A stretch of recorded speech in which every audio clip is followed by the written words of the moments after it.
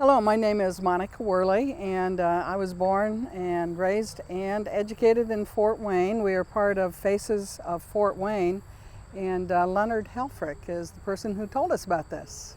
I'm Harriet Miller, and I arrived in Fort Wayne 1971, and one of the first projects I got involved in was to research who were the women before me who made a difference in this city. And so I'm so thrilled that we're sitting here in the Hamilton Women's Plaza, because the first woman I researched was Emerine Holman Hamilton. These are her granddaughters, and she was involved in creating the first public libraries for Fort Wayne. She promoted suffrage, she was a suffragist, and she donated her land to the first African American church in Fort Wayne. So I want to introduce her granddaughters, Edith, Alice, and Agnes. And on Agnes, you will see a sash that says 100-year anniversary of women's suffrage. In case you didn't realize, that happened this week. It was 100 years ago that women got the vote in the United States, August 19th. And so that was 100 years ago. It took 7 decades for women to actually fight and get the vote. That was so 1920 we got it. 1920. We want to start talking about the 1970s, about 50 years after that. So after women got the vote, was there equality? What do you think the answer was? No, not yet. But what was happening in the 70s was internationally, nationally, statewide, and at the city level, some of our leaders were beginning to recognize that women's equality, women's role in society needed to be looked at. So we had Jimmy Carter as president. He started the Commission on the Status of Women. We had Governor Otis Bowen, who had the Indiana State Commission on the Status of Women. We had Mayor Ivan Lebemoff, who started the Fort Wayne Commission on the Status of Women. They were asking the same questions essentially. Is there equality for women? And of course, the answer was no, not yet. So Ivan Lebemoff's response to his commission identifying inequality in every level, education, politics, religion, employment, etc. His response was to create an agency that would address these issues, and that's where Monica and I came into the picture. We created the Fort Wayne Women's Bureau initially in city government, and then we took it out of city government with the assistance of Councilwoman Vivian Schmidt during an election year, and set it up as an independent, not-for-profit. And our mission was simply to promote equity and opportunity for women. How'd we do it? We did that in a lot of different ways. Primarily, we considered ourselves a social service agency. We funded programs for displaced homemakers. We funded and got funding for rape crisis survivors. We had peer counseling so that peers could counsel each other on issues that were important to women. We had support groups for women who were healing from various maladies. What else did we have? Well, one of the big things that I feel warm about is our associate Virginia Blackburn, Yes. who was committed to teaching us white girls all about our white privilege, and we took that as well as we could. And she developed a series of workshops both for Fort Wayne, the state, and nationally. We called them Unlearning Racism. And with her leadership, we felt we were making some kind of progress. We had Sue Stubbs created the Minority Women's Network, which evolved into Minority Teen Network. Virginia also led a lot of support groups for the Bureau. She got involved in assisting people dealing with substance abuse. She had a support group for lesbians, a support group for women of color. More things, more women in the community that benefited from the Women's Bureau. One of the things I want to talk about is one of the early things in the 70s and 80s was women were looking for employment that had some money to it. Well, where was the money? One of the places it was in skilled trades, and so we had a program called Opening Trade Barriers, where we actually trained women on how to apply for apprenticeships in the skilled trades. That's right before the time when General Motors came to Fort Wayne. And a lot so of some women, of, yeah, that's a lot right, of women who got some hired. of the original plumbers that were employed GM. at GM had gone through our program for skilled trades.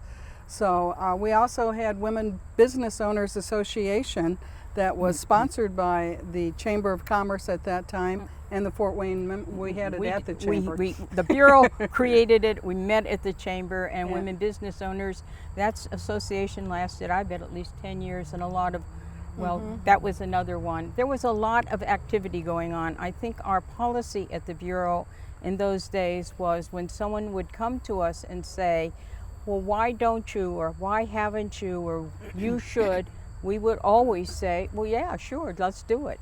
And we got ourselves involved in a lot of projects that were maybe even too big for us.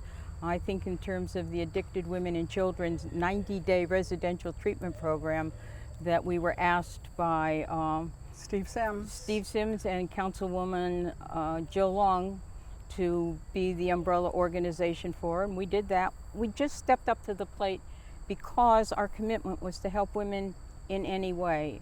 And then came the 80s. Well, the 1980s was another economic challenge for social service agencies. A lot of the funding had started to dry up. So one of the things that we as an agency said to ourselves we have to do is we have to become as self-sufficient as we are trying to help our clients become. How are we going to do that? Why don't we try to do a fundraising event? So the fundraising event that we initiated was called Run, Jane, Run. Now, for many young people, they don't understand that twist of words because what it does is usually for those who are my age or older, we learn to read from books about Dick and Jane. And Dick actually did all the running and Jane watched. Did the looking.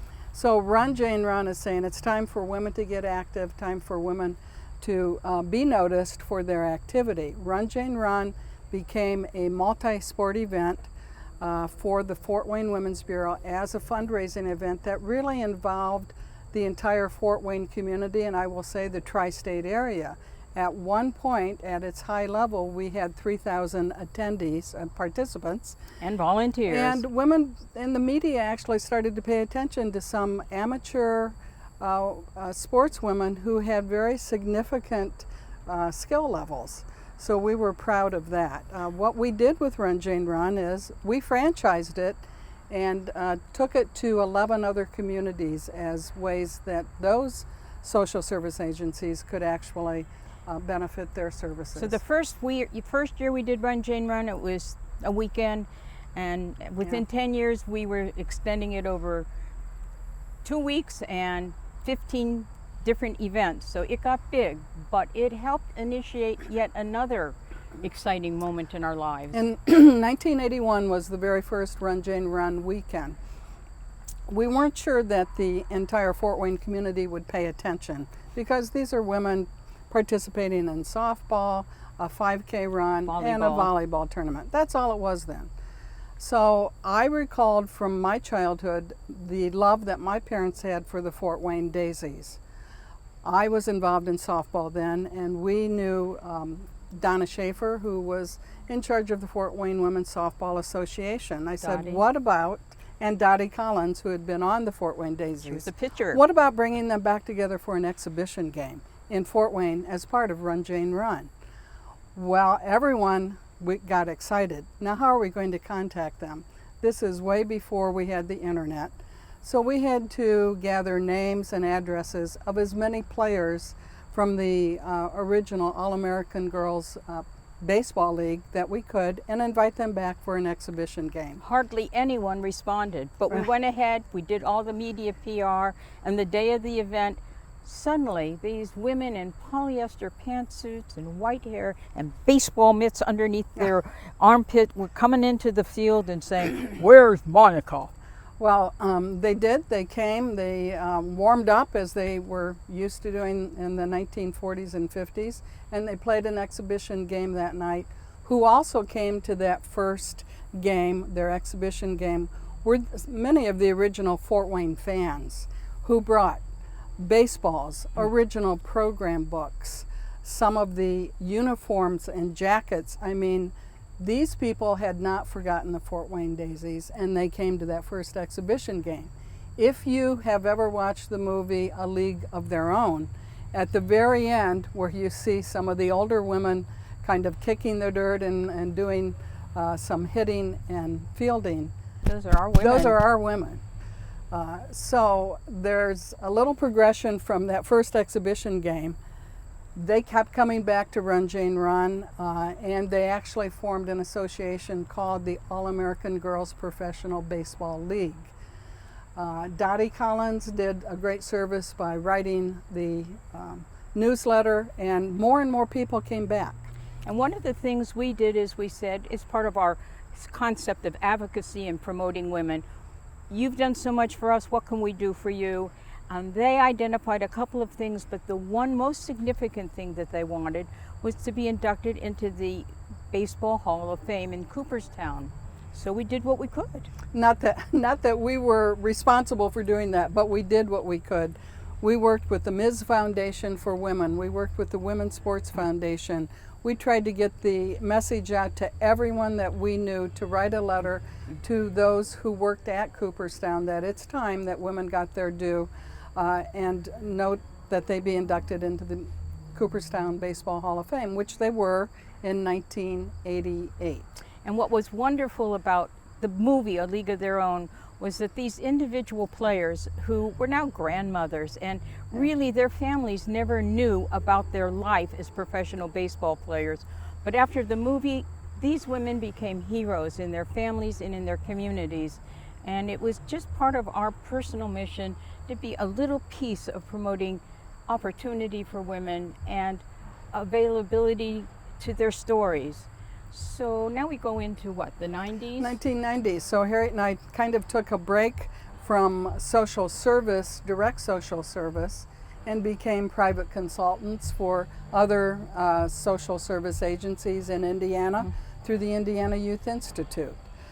We did consulting for Girl Scout troops. We did consulting for fundraising for many youth serving agencies. And then most recently, our activism has taken us into the arena of the fight for equality for marriage rights for LGBT, and comes around 2014, and there we are. I had heard that the ACLU in Indianapolis was considering filing a class action suit against the state of Indiana regarding same-sex marriage.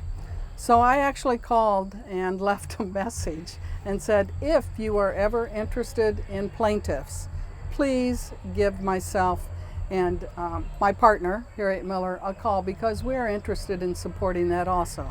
We thought we stood a good chance of being selected as plaintiffs because we're from Northeast Indiana, and Northeast Indiana usually gets forgotten in the mix. And we also represented an age group that was a little bit different than the other plaintiffs. Yes. So we did get to sign on as plaintiffs, and in 2014 our case, the ACLU case against the state of Indiana and then Governor Mike Pence, was heard by Judge Young. Yes. And we won. Yeah.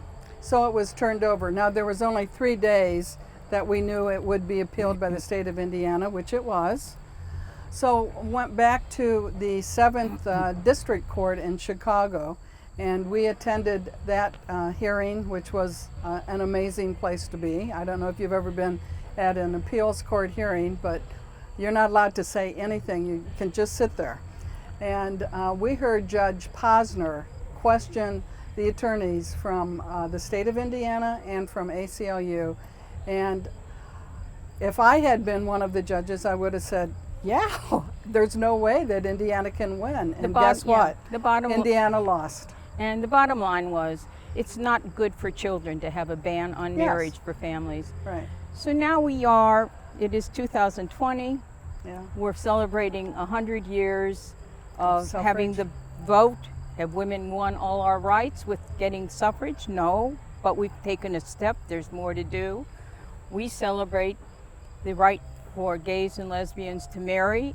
Have we solved all the rights required for gays and lesbians? Not at all. I mean, there's a lot more work to do. One of the things that gives me pleasure, and I think it gives Harriet a lot of satisfaction, is we see young people coming forward, and in Fort Wayne in May and June, and the protest marches for racial equality gave me great pride. There are still great movements in Fort Wayne to be won. I'm warmed, my heart is warmed by all of you that are involved in creating Faces of Fort Wayne.